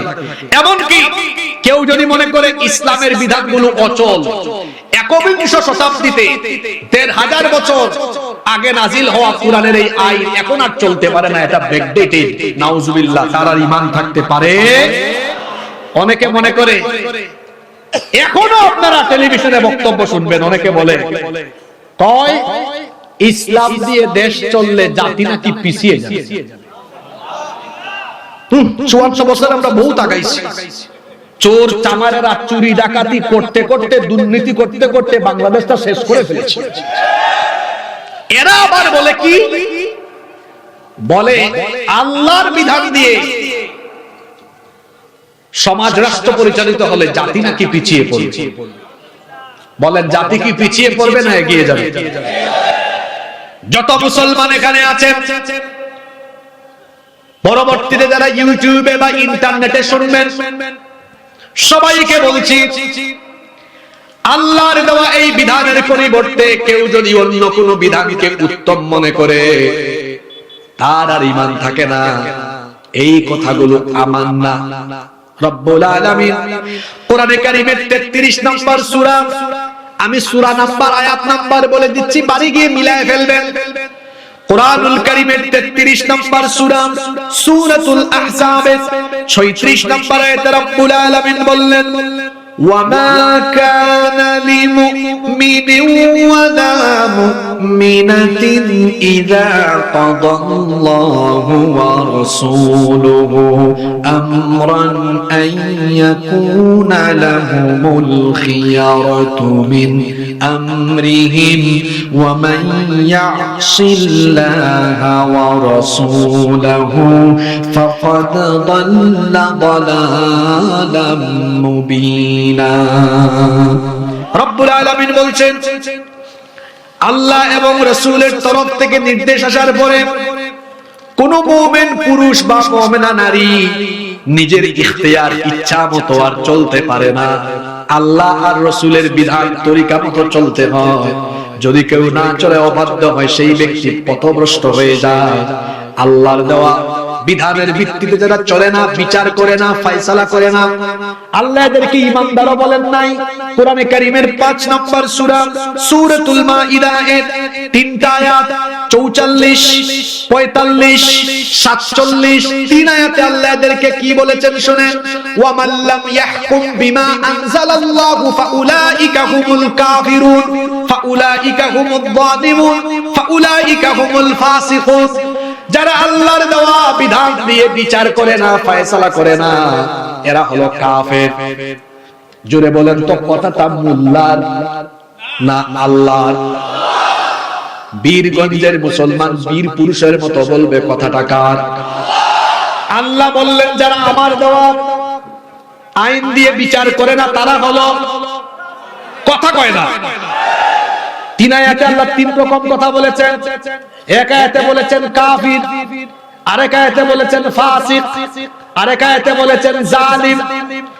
এখন বলেন তো দেখি, এই যে আমাদের দেশের আদালতগুলোতে বিচার হয়, আল্লাহর আইন দিয়ে না মানুষের আইন দিয়ে? এতে করে কি ন্যায় বিচার 100% কায়েম হয়েছে নাকি? বাংলাদেশ 54 বছর ধরে চলেছে মানুষের তৈরি আইনে। 54 বছরের মধ্যে 32 বছর 2 আন্টি দেশ চালাইছে, আর 22 বছর বহু কাকু মিলে চালাইছে। আর নারীদের হাতে এমন ক্ষমতা ছিল, এট এ টাইম মহিলা প্রাইম মিনিস্টার, বিরোধী দলীয় নেতা, স্পিকার, স্বরাষ্ট্র, পররাষ্ট্র, শিক্ষা মন্ত্রণালয়ের মতো সব গুরুত্বপূর্ণ দায়িত্ব নারীদের হাতে। আপনারা বলেন ছিল কি ছিল না? নারীরা এত ক্ষমতা পাইয়া এই দেশে নারী নির্যাতন, নিপীড়ন, ধর্ষণ বন্ধ করতে পেরেছে না বেড়েছে? আর কাকুদের 22 বছর মিলাদ হইল 54 বছরে সব মিলে মানুষের তৈরি আইন চালাতে চালাতে দেশে কি নারী নির্যাতন, নিপীড়ন বন্ধ হয়েছে নাকি? গত বছর কি হলো? মাগুরায় ছোট্ট একটা মেয়ে 8 বছর বয়স, তার নাম মনে আছে আপনাদের? আসিয়া। এক পরিবারের 3 নরপিশাচ মিলে আমার বোনটির উপর পাশবিকতা চালালো। আমার বোন হাসপাতালে কয়েকদিন কষ্ট পেয়ে পেয়ে দুনিয়া থেকে বিদায় নিল। তার কবরে ঘাস উঠে গেছে, কিন্তু তার ধর্ষণকারীরা এখনো বেঁচে আছে না নাই? আপনাদের দেশের আদালতে কার আইন? কথা বলে না, কার আইন? এ কেমন আইন যে আইন থাকার ফলে ধর্ষিতা কবরে যায় আর ধর্ষক বেঁচে থাকে? এই আইনের মুখে আমি জুতা নিক্ষেপ করি। তো দেখি কোরআনে ধর্ষকের শাস্তি কি? রজম, লাইভ মৃত্যুদণ্ড। না, খালি মৃত্যুদণ্ড না, এই যে এরা আমার আলোচনা লাইভ করতেছে, আল্লাহ কি বলেছেন? ফালিয়াশহাদ ওয়ালিয়াশহাদ আযাবাহুমা তাইফাতুম মিনাল মুমিনিন। মুমিনদের একটা দল যেন এই আযাব দেখে। কেন দেখে? মানুষের সামনে, এটা কাশিমপুর কারাগারে তারে মৃত্যুদণ্ড দেওয়া হবে না, জনসম্মুখে। দিনাজপুরে ঘটনা ঘটেছে, দিনাজপুরে জনসম্মুখে রজব বা মৃত্যুদণ্ড নিশ্চিত করা হবে। কেন? যাতে করে এই শাস্তি অন্যান্যরা প্রত্যক্ষ করে, আর যদি এইরকম কোন লুচ্চা বদমাইশ বা চরিত্রহীন থাকে, এক বিচার থেকে তারা যেন তারের মতো সুদা হয়ে যেতে পারে। তাহলে বলেন, নারীদের অধিকার প্রতিষ্ঠার জন্য, নিরাপত্তার জন্য মানুষের আইন উত্তম না আল্লাহর আইন উত্তম? জোরে বলেন, কার আইন? আমরা এই দেশে চাই মানুষের আইন না আল্লাহর আইন? যারা কথা কয় না তারা কার আইন চায়? হেরাই জানে। আমি হেদের উপর ছেড়ে দিলাম। 4 নম্বর পয়েন্টে আমরা ছিলাম, আল্লাহর আইনের পরিবর্তে যারা মানুষের আইনকে উত্তম মনে করবে এদেরও ঈমান থাকবে না। 5 নম্বর হলো, যারা আল্লাহর কোন বিধানকে অপছন্দ করবে। গুরুত্বপূর্ণ পয়েন্ট চলে আসছে। আল্লাহর কোন বিধানকে যদি কেউ অপছন্দ করে তারও ঈমান থাকবে। কোন বিধানকে অপছন্দ করলে ঈমান থাকবে না। যে কোনো বিধান হতে পারে। মনে করেন গান বাজনা হালাল না হারাম? জুড়ে বলেন, হালাল না হারাম? কিন্তু তারপরেও তার গান বাজনা ভালো লাগে। আল্লাহ তাআলা যেটাকে হারাম করে দিলেন তার সেটা ভালো লাগে, তার সেটা পছন্দ। আবার দেখা যায় অনেকের কাছে মাদক ভালো লাগে, গাঁজা ভালো লাগে, কিন্তু এটা কি ইসলামে নিষিদ্ধ নাকি থাকবে? জোরে বলেন, জায়েজ না নিষিদ্ধ? আল্লাহর কোন বিধানকে যদি কারো অপছন্দ মনে হয়, যেমন এই দেশে অনেকে আছে আল্লাহর বিধান, কিসাসের বিধানকে অপছন্দ করে, কোরআনের আইনকে তারা বর্বর আইন বলে। নাউজুবিল্লাহ। কোরআনের চুরির শাস্তি হলো হাত কেটে ফেলা। কয় ইসলামের আইনটা বড় মারাত্মক, এটা বর্বর আইন। নাউজুবিল্লাহ। এই রকম করে আল্লাহ তাআলার দেওয়া যে কোনো বিধান, যে কোনো আইনকে কেউ যদি অপছন্দ করে তার কিন্তু ঈমান থাকে না। রব্বুল আলামিন কোরআনুল কারীমের 47 নম্বর সূরা সূরাতুল মুহাম্মাদের 8 এবং 9 নম্বর আয়াতে আল্লাহ বললেন, ওয়াল্লাযীনা কাফারু ফাতা'সাল্লাহুম ওয়া আযাল্লা আ'মালাহুম যালিকা বিআন্নাহুম কারিহু মা আনজালাল্লাহু ফাআহবাতা আ'মালাহুম। আর যারা নাফরমানি করেছে, কুফরি করেছে, তাদের জন্য ধ্বংস। ওয়া আযাল্লা আ'মালুহুম, তাদের আমলগুলো বরবাদ হয়ে গিয়েছে। এর কারণ হলো যালিকা বিআন্নাহুম কারিহু মা আনজালাল্লাহ, আল্লাহ যেই সকল বিধিবিধান নাজিল করেছেন সেগুলোকে তারা অপছন্দ করে, এই জন্য ফাআহবাতা আ'মালাহুম, তাদের আমলগুলোকে ধ্বংস করে দিয়েছেন কে? আসতে বলবেন না, জোরে বলেন কে?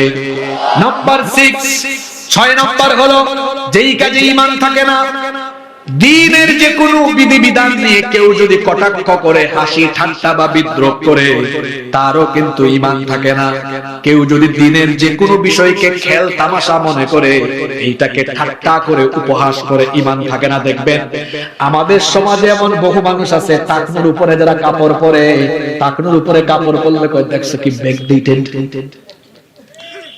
বলেন তো এরকম ঠাট্টা করে কি করে না? করে কি করে না? এমনকি অনেকে দাড়ি দিয়ে ঠাট্টা করে, করে না? একটা যুবক দাড়ি রেখেছে, কয় দেখো দেখো দেখো না, আরে বাপ রে বাপ। এই যে ঠাট্টা করলো, আল্লাহর একটা বিধান উপহাস করলো। আল্লাহর যে কোনো বিধান দিয়ে ঠাট্টা করলে, মজা করলে, খেল তামাশা করলে ঈমান থাকে না। রব্বুল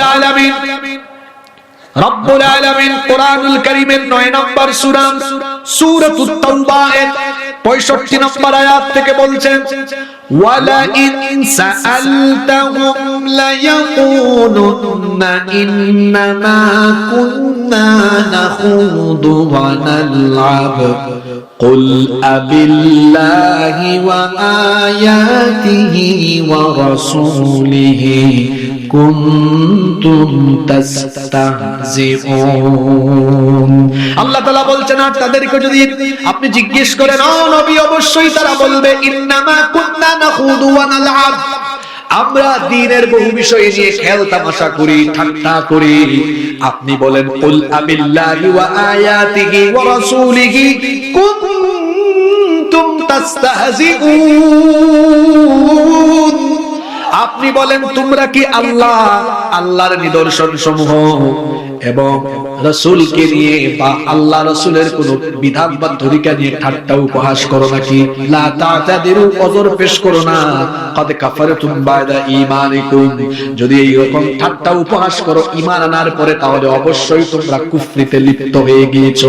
আল্লাহ তাআলা বলছেন, ও মুসলমানেরা শোনো, তোমাদের সমাজে যদি এমন মানুষ থাকে, একটা নিষেধাজ্ঞা সতর্কবাণীর কথা শুনেন, আল্লাহ শিখিয়ে দিচ্ছেন, তোমাদের সমাজে যদি এমন মানুষ থাকে যারা রীতিমতো আল্লাহর কোন বিধানকে নিয়ে ঠাট্টা উপহাস করে, খবরদার তাদের সঙ্গে আর উঠা বসা করবে না, চলাফেরা করবে না। কথাটা কার?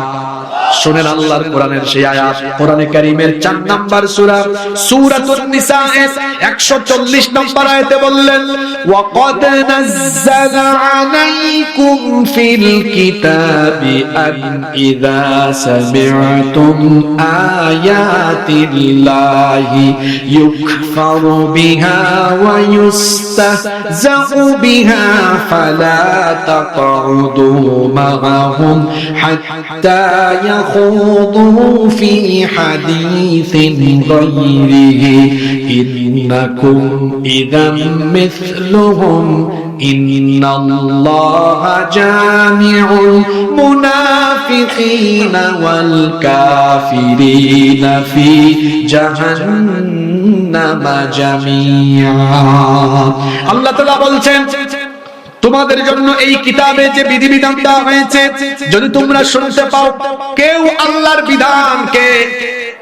আল্লাহর বিধানকে ঠাট্টা করছে, মস্করা করছে, কেউ আল্লাহর বিধান নিয়ে উপহাস করছে, ফালা তাকউদু মাহুম, তাদের সঙ্গে উঠা বসা করো না। যতক্ষণ না তারা এই অবস্থা থেকে চলে আসে, ততক্ষণ পর্যন্ত তাদের সাথে উঠা বসা করো না। যদি তুমি করো, তুমি তাদের অন্তর্ভুক্ত হয়ে যাবে। আবার আল্লাহ তাআলা কোরআনে কারীমের 5 নম্বর সূরা সূরাতুল মাইদা 57 নম্বর আয়াত থেকে বলছেন, ইয়া আইয়ুহাল্লাযীনা আমানু লা তাত্তাখিযুল্লাযীনা ইত্তাখাযু দীনাকুম হুজুওয়ান ওয়া লা'iban মিনাল্লাযীনা উতুল কিতাবা মিন ক্বাবলিকুম ওয়াল কুফফারা আউলিয়া ওয়াত্তাকুল্লাহা ইন কুনতুম মুমিনিন। আল্লাহ তাআলা বলছেন, হে ঈমানদারেরা, তোমাদের পূর্ববর্তীতে যাদেরকে কিতাব দেওয়া হয়েছিল তাদের মধ্য থেকে যারা দ্বীনকে ঠাট্টা উপহাসের পাত্র বানিয়েছে তাদেরকে তোমরা তোমাদের বন্ধু রূপে গ্রহণ করো না, বরং আল্লাহকে ভয় করো। আল্লাহকে ভয় করো যদি তোমরা মুমিন হয়ে থাকো। আল্লাহ বললেন যারা আল্লাহর দ্বীনকে কটাক্ষ করে, আল্লাহর দ্বীনকে নিয়ে ঠাট্টা করে উপহাস করে, তাদের সঙ্গে কোনো মুসলমানের সম্পর্ক থাকতে পারে। নাম্বার 7, 7 নাম্বার, যেই কাজ করলে ঈমান থাকে না, যদি কেউ জাদুবিদ্যা, জাদু মন্ত্র কিংবা কেউ যদি কুফরি কালামের মাধ্যমে কারো ক্ষতি করতে চায়, কারো দাম্পত্য জীবনে সমস্যা ঘটাতে চায়। আমাদের দেশে দেখবেন গ্রামে গঞ্জে এগুলো আছে, অনেকে জাদুকরদের কাছে গিয়ে জাদুবিদ্যার মাধ্যমে, কুফরি কালামের মাধ্যমে দেখা যায় বিভিন্ন পরিবারের মধ্যে ভেজাল লাগাতে চায়। এই রকম মানুষ আছে না নাই? জাদুবিদ্যা হলো হারাম। 2 কারণে জাদুবিদ্যা হারাম। প্রথম কারণ হলো এটা হলো শয়তানি বিদ্যা, এটা শয়তানের কাজ। 2 নাম্বার হলো জাদুবিদ্যা, এটাতে শয়তানের সাহায্য চাওয়া হয়। এই জন্য জাদুবিদ্যাকে যিনি হারাম করে দিয়েছেন তিনি কে? সুতরাং জাদুকরদের কাছে গিয়ে জাদুবিদ্যার মাধ্যমে কিংবা কুফরি কালামের মাধ্যমে যারা কোনো মানুষের ক্ষতি সাধন, দাম্পত্য জীবনে সমস্যা, পারিবারিক কিংবা যে কোনো মানুষের ক্ষতি সাধনের অপচেষ্টা করবে, এমনকি কেউ যদি জাদুবিদ্যার মাধ্যমে কোনো ভালো কাজও করতে চায়, এরপরও এটা করা যাবে না, কারণ জাদুবিদ্যাটাই তো হারাম।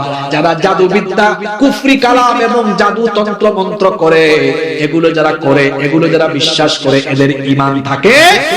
নাম্বার 8 নাম্বার হলো ইসলাম এবং মুসলমানদের বিরুদ্ধে যারা মুশরিকদেরকে সাহায্য করে, এদের ঈমান থাকে। খুব গুরুত্বপূর্ণ পয়েন্ট। ইসলাম আর মুসলমানদের স্বার্থের বিরুদ্ধে যারা গিয়ে অমুসলিমদেরকে, মুশরিকদেরকে, আধিপত্যবাদীদেরকে সাহায্য করে, এদের ঈমান থাকে। আমার দেশে মাঝে মাঝে দেখবেন যারা রাষ্ট্র ক্ষমতায় যায়, শুধু ক্ষমতার স্বার্থে তাদের বিদেশি প্রভুদেরকে খুশি করার জন্য উলামা, মাশায়েখ, টুপিওয়ালা, দাড়িওয়ালাদেরকে পিটাইয়া পিটাইয়া জেলখানায় ঢুকায়। এরকম আছে না নাই?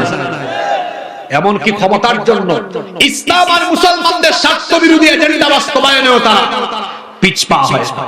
আল্লাহ বলছেন যারা ইসলাম আর মুসলমানদের স্বার্থের বিরুদ্ধে কাজ করবে, এদেরকে সহযোগিতাও করো না, এমনকি এদেরকে তোমাদের হৃদয়ের বন্ধুও বানিও না। নিষেধ করে দিয়েছেন কে? এমনকি নিজের ভাই, নিজের বাপও যদি ঈমানের চাইতে কুফরিকে প্রাধান্য দেয়, তাহলে নিজের বাপ হোক, ভাই হোক, তাকেও সেই সময় কোনো সহযোগিতা করা যাবে।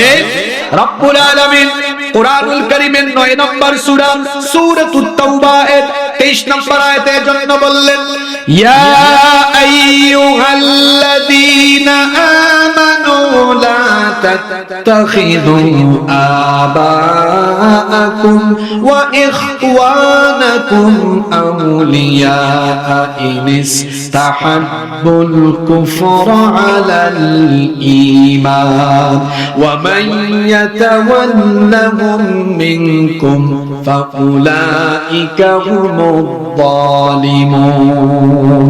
আল্লাহ তাআলা বলছেন, হে ঈমানদারেরা, তোমাদের পিতা এবং তোমাদের ভাইয়েরাও যদি ঈমানের উপরে কুফরিকে পছন্দ করে, তাহলে তাদেরকেও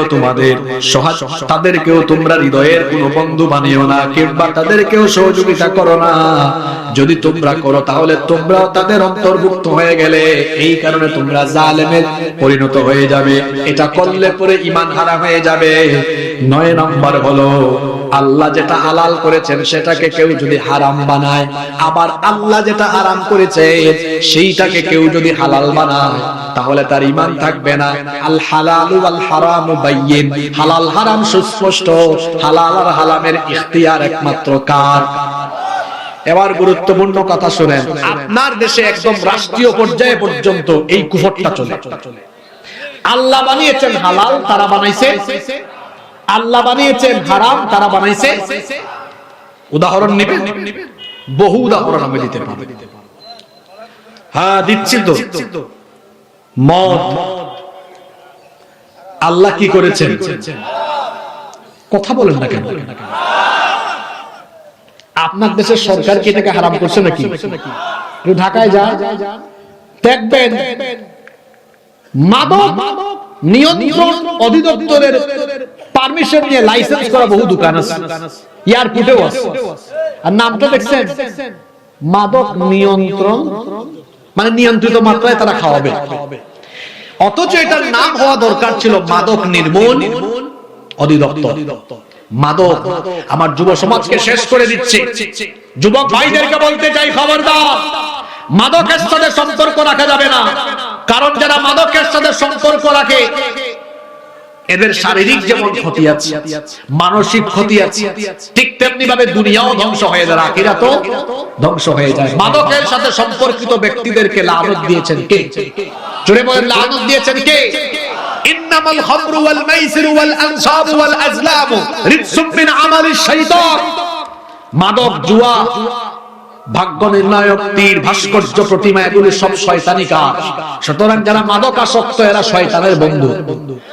মাদকাসক্তরা কার বন্ধু?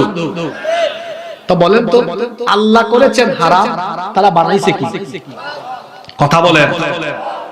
আরো জরুরি কথা আছে, সেটা হলো এই, আমার দেশে 18 বছরের আগে কোন ছেলে মেয়ের বিয়ে হলে জরিমানা, বাল্যবিবাহ, কত কিছু তারা করে। কিন্তু 18 বছরের আগে যদি এই ছেলে আর মেয়ে কবুতরের জোড়ার মতো বটতলা, ঝাউতলা, লাউতলা, নদীর তীরে, রমনার বটমূলে, ঢাকার হাতির জিলে বসে বসে বাদাম খায়, একজনের হাতের উপর আরেকজনের হাত রাখে, কয় নো প্রবলেম। আপনাদেরকে হাসানোর জন্য বলতেছে নাকি? এগুলো বিবেকের দুয়ারে কথাগুলো ঢুকা। এখন বলেন, এই যে কপতিরা, কবুতরের জোড়ারা বসে বসে বাদাম খায়, ঢলাঢলি মাখামাখি করে, আল্লাহর আইনে এটা হালাল না হারাম? আপনার দেশের আইনে? কথা বলেন। আর প্রাপ্তবয়স্ক একটা ছেলে মেয়ে বিয়ে করবে, 18 বছর আগে প্রাপ্তবয়স্ক হয় না, আর গুরুঙ্গামারি থেকে ক্লাস 5 এর ছেলে তার গার্লফ্রেন্ড নিয়ে চলে গেছে কক্সবাজার। এটা অসুবিধা নাই।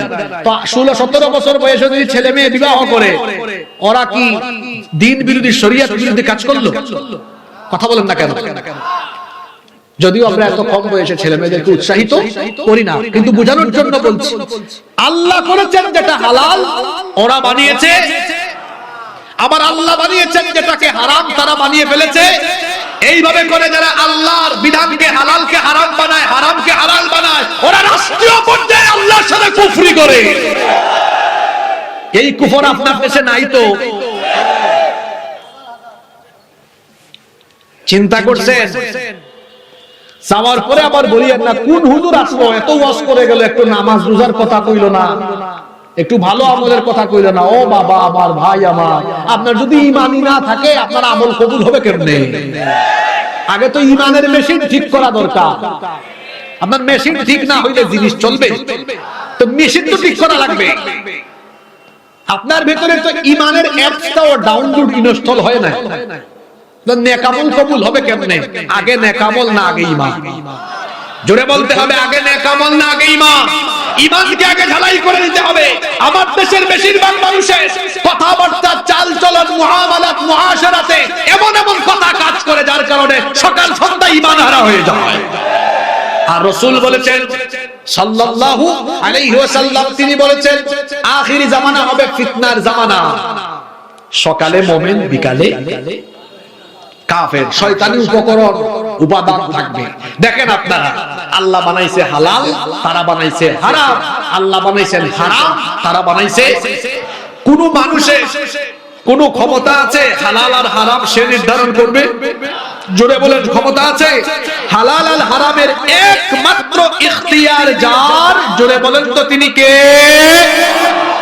10 নাম্বার হলো ঈমান বিধ্বংসী, 10 নাম্বার কাজ হলো, কেউ যদি আল্লাহর দ্বীন ইসলাম এবং এই শরীয়তের চাইতে অন্য কোন ব্যক্তিকে প্রাধান্য দেয়, সে যদি মনে করে আমার শরীয়তের চাইতে, দ্বীন ইসলামের চাইতে অমুক আমার কাছে প্রাধান্য পাবে, এরও ঈমান থাকবে না। আপনি নাউজুবিল্লাহ পড়ছেন, ঠিক আছে, একটু পরে আয়াতটা বলে উদাহরণ দিব যে অনেক ব্যক্তির কাছে ইসলামের চাইতে তার নেতা নেত্রী অনেক বড়।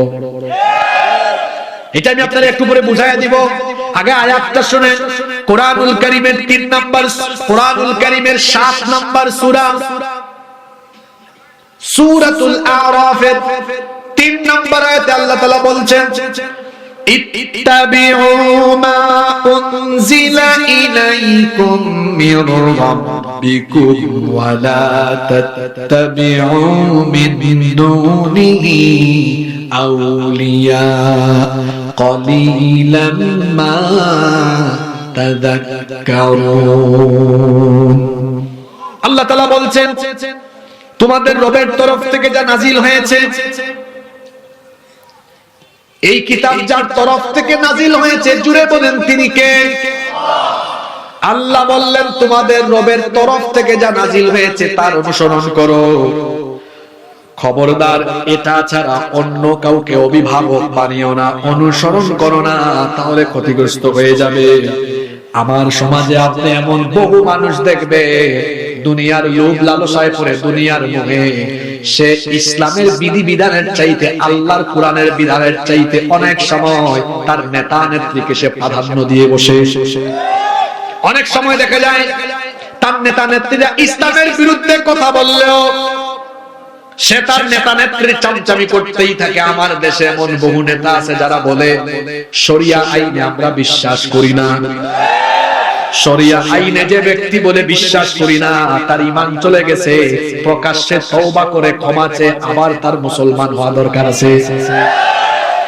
কিন্তু দেখবেন দুনিয়ার লোভে লিডার বলে বলে পিছনে পিছনে চামচামি করে এমন চামচা আছে না নাই? এখন আবার বাংলাদেশে নতুন ট্র্যাডিশন শুরু হয়েছে, আমরা আলেম উলামারা সত্য কথা বলি, সত্য কথা তিতা হয়। এজন্য দেখবেন, এজন্য আপনারা দেখবেন অনেকের কাছে এই কথাগুলো ভালো লাগে না। ফেসবুকে দেখবেন বহু ফেসবুক মুফতি আছে হুজুরদেরকে নিয়ে আজে বাজে কটাক্ষ করে, আজে বাজে লেখালেখি করে, কমেন্ট করে, আছে না নাই? 20-25 বছর পড়ালেখা গবেষণা করে একজন লোক আলেম হয়েছে, আর তুমি আউযুবিল্লাহ বিসমিল্লাহ শুদ্ধ করে বলতে গেলে 30টা ভুল করবা। তুমি আলেমকে নিয়ে সমালোচনা করো, তুমি তো আসলে স্পর্ধা দেখাতে দেখাতে দেখাতে দেখাতে নবী রাসূলদের ওয়ারিস উলামা মাশায়েখদের সাথে বেয়াদবি আরম্ভ করেছো। তোমার নেতা নেত্রীর জন্য তুমি আলেমদের কথা অতীতা মনে করো। অনেক এলাকায় মাহফিলও দেখবেন হুজুরদের সাথে এরা বেয়াদবি করে। কি আশ্চর্য কথা! আমরা কি কোন নেতা নেত্রীর দালালি করি? আমি এখানে 1.5 ঘন্টা বক্তব্য রাখলাম, কোন একটা দলের নাম নিয়ে, কোন নেতা নেত্রীর নাম নিয়ে তাদের পক্ষে কি সাফাই গেয়েছি? আমরা কোন নেতা নেত্রীর পূজা করি না, আমরা কারো অনুসারী নই। আমরা মানুষকে ডাকি একমাত্র আল্লাহর দিকে, আর ডাকি মদিনা ওয়ালা নবী করিম সাল্লাল্লাহু আলাইহি সাল্লামের দিকে। এছাড়া অন্য কোন দিকে আমরা মানুষকে দাওয়াত দেই না। আমাদের পথ কুরআন সুন্নাহর পথ, আমাদের পথ, আমাদের পথ ইসলামের পথ, আমাদের পথ নবীয়িনদের, সিদ্দিকীনদের, শুহাদাদের, সালেহিনদের। কারণ কোরআনে আল্লাহ এদেরকে বলেছেন নিয়ামত প্রাপ্ত বান্দা। সুবহানাল্লাহ। মনে রাখবেন, পৃথিবীতে অন্ধ আনুগত্য মাত্র একজনের করা যায়, এছাড়া আর অন্য দ্বিতীয় কোন ব্যক্তির অন্ধ আনুগত্য করা যায় না। একমাত্র অন্ধ আনুগত্য অনুসরণ একজনের করা যায়, তিনি আর কেউ নন, আখিরি নবী রাহমাতাল লিল আলামিন মুহাম্মাদুর রাসূলুল্লাহ। সবাই বলেন সাল্লাল্লাহু। এই জন্য জীবনের শুরু থেকে শেষ পর্যন্ত আদর্শ এবং অনুসরণ করতে হবে মুহাম্মাদুর রাসূলুল্লাহ সাল্লাল্লাহু আলাইহি ওয়াসাল্লামের। যদি আমরা তাকে অনুসরণ করে করে জীবন চালাই, আমাদের ব্যক্তি জীবন, পরিবার, সমাজ, রাষ্ট্র, অর্থনীতি, রাজনীতি সব জায়গায় যদি আমরা আমার নবীকে অনুসরণ করি, তাহলে আমাদের কি ফায়দা হবে?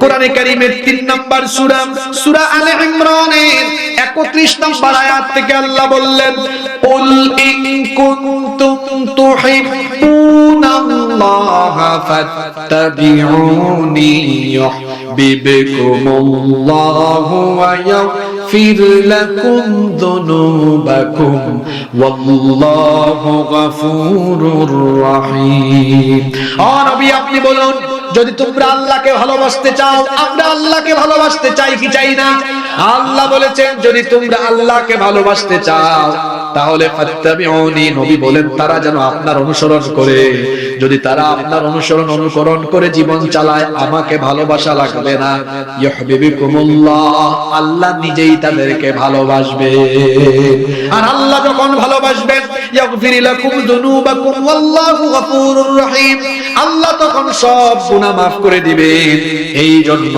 আল্লাহর আনুগত্য আর রাসূলের দেখানো পথে চলবে যারা সফল কাম হবে তারা আল্লাহর জন্য পরের আয়াতে বললেন কুল আতিউল্লাহা ওয়ার রাসূল ফাইন তাওয়াল্লাউ ফাইন্নাল্লাহা লা ইউহিব্বুল কাফিরিন ও নবী আপনি বলুন আল্লাহর আনুগত্য আর রাসূলের আনুগত্য করো যদি মুখ ফিরিয়ে নাও তাহলে আল্লাহ কোন কাফিরদেরকে পছন্দ করেন না তাহলে বোঝা গেল যারা নবীজিকে অনুসরণ বাদ দিয়ে অন্য কাউকে প্রাধান্য দেয় এদের আর ঈমান থাকে হ্যাঁ যুবক ভাইরা চুলের কাটিং এ কারে প্রাধান্য দিলা মেসিকে না নেইমারকে মেসি কাটিং চুল নেইমার কাটিং চুল কিছুক্ষণের মধ্যে আমরা মুনাজাত করব যারা এখনো বসে আছে এরা হলো আজকের মাহফিলের রিয়েল শ্রোতা সাধারণত বাংলাদেশে যত জায়গায় আমি মাহফিল করি আজকের মতো দৃশ্য আমি খুব কম পাইছি অর্থাৎ আমি শেষ করার আগ পর্যন্ত মানুষ নড়াচড়া করে সম্ভবত এই এলাকায় আজান শোনা কিচ্ছা শুনেন না কিছু শ্রোতা আছে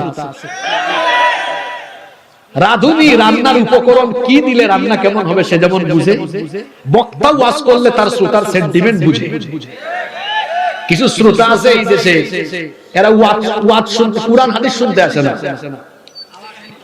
আওয়াজ শুনতে আসে চেহারা দেখতে আসে হুজুরটা কেমন কণ্ঠ শুনতে আসে কেউ বাবা কিচ্ছা কাহিনী শুনতে আসে আমি যে এতক্ষণ আলোচনা করলাম শতাধিকের উপরে রেফারেন্স দিয়ে দিয়ে প্রতিটা আয়াত থেকে কথা বলেছে পয়েন্টের উপর কথা বলেছে যারা শেষ পর্যন্ত ছিলেন আমি বুঝছি এরা রিয়েল শ্রোতা এরা হুজুর দেখার জন্য আসেনি এরা আসিফুর রহমানকে দেখতেও আসেনি এরা এসেছে আল্লাহর কোরআনের সুধা পান করে বাড়ি যাওয়ার জন্য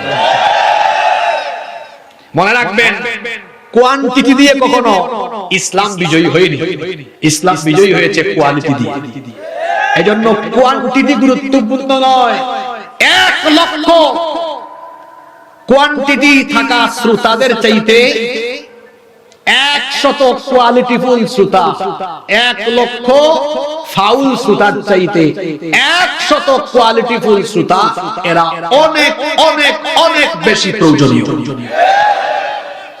আমি এবার শেষ দিকে কিছু কথা বলি এই যে বললাম রাসূল সাল্লাল্লাহু আলাইহি ওয়াসাল্লামকে এর চাইতে অন্য কাউকে প্রাধান্য দেওয়া দেখেন না চুলের কাটিং দেখেন এদিকে চুল নাই ওদিকে চুল নাই পিছনেও নাই মাঝখানে চুল বেশি বেশি রেখেছে দেখলে মনে হয় পাখির বাসা বানিয়েছে কোথায় মেসি কোথায় নেইমার তার কাটিং গায়ক আর নায়কের কাটিং চুল রেখেছে তাহলে বলেন তো সে কি চুলের কাটিং এ নবীজিকে প্রাধান্য দিল না অন্যকে প্রাধান্য দিল আমার পায়ের তলা থেকে মাথা পর্যন্ত আমার জীবনের প্রতিটি কথা কাজ আমলের ক্ষেত্রে আমি যাকে প্রাধান্য দিব অনুসরণ করব তিনি আর কেউ নন তিনি আখেরি নবী মুহাম্মদুর রাসূলুল্লাহ সাল্লাল্লাহু আলাইহি ওয়াসাল্লাম এজন্য আসুন আমরা নবীজির তরিকায় নবীজির আদর্শকে লালন করে জীবন গঠন করে জান্নাত দিয়ে দিবেন কে জোরে বলেন জান্নাত দিয়ে দিবেন কে আজকের মাহফিলে আসতে পেরে আমরা কারা কারা খুশি হয়েছে একটু হাত তুলুন তো মাশাআল্লাহ হাতটা তুলে রাখেন নামাইয়েন না এত বড় মাহফিল আয়োজন করেছে আমি শুনে খুশি হয়েছি আজকের কমিটি বাহির থেকে 1 টাকাও কালেকশন করে নাই আলহামদুলিল্লাহ পড়ে তাদের অল্প কিছু ঘাটতি থেকে গেছে এই জন্য ওই দেখেন পিলারে পিলারে এগুলা কি বাক্স নাকি পিলারে পিলারে তারা বাক্স রেখেছে কি ভদ্র কি সুন্দর ব্যবস্থা করা খুব খুশি হয়েছে আবার রাস্তায় দেওয়া আছে আপনারা এই দুইটা হাত পকেটে ঢুকাইয়া প্রত্যেকেই যাওয়ার সময় এই বাক্সের ভিতরে আপনারা সবাই সহযোগিতা করতে পারবেন না পারবেন তো আজকের কমিটি বড় ভদ্র। অনেক জায়গায় দেখা যায় তারা কালেকশন করতে করতে রাত 11টা বাজে। অনেকে আবার চাদর নিয়ে ঢুকে। এদের সিস্টেম দেখছেন কি সুন্দর বাক্স রেখে দিয়েছে, খুব সুন্দর পদ্ধতি। আমি সবাইকে অনুরোধ করব, হাত নামান, আর কষ্ট দিব না, হাত নামান। আমরা সবাই আমাদের হাতটা দানের হাত বানিয়ে সবাই যাওয়ার সময় আমরা দান করে করে তারপর বের হবে। রাজি আছেন? সবাই রাজি আছেন তো? মাহফিল কমিটির সম্মানিত সভাপতি সাহেবের কোনো বক্তব্য থাকলে আমরা শুনবো, না থাকলে সরাসরি আমরা মোনাজাতে চলে যাব। সভাপতি সাহেব চলে গেছে। আচ্ছা, এখানে একটা নোটিশ এসেছে। আজকের তাফসীরুল কুরআন মাহফিলে উপস্থিত থাকার সম্মতি জ্ঞাপন করেছিলেন বাংলাদেশ জামাতে ইসলামে মনোনীত দিনাজপুর 1 আসনের এমপি প্রার্থী জনাব মোহাম্মদ মতিউর রহমান। হঠাৎ করে কেন্দ্রীয় প্রোগ্রাম থাকার কারণে তিনি আসতে পারেননি। তিনি এজন্য আপনাদের কাছে ক্ষমা সুন্দর দৃষ্টিতে বিষয়টি দেখার জন্য অনুরোধ করেছেন। তিনি আপনাদেরকে সালাম পৌঁছে দিয়েছেন। তাহলে আর কারো কোনো কথা আছে ইন্তেজামিয়া কমিটির? বহু নাত আলোচনায় হয়ে গিয়েছে, ঠান্ডা কুয়াশা পড়ছে, বসেন। আল্লাহুম্মা আমিন। আলহামদুলিল্লাহি রাব্বিল আলামিন والصلاة والسلام على أشرف الأنبياء والمرسلين ربنا ظلمنا أنفسنا وإن لم تغفر لنا وترحمنا لنكونن من الخاسرين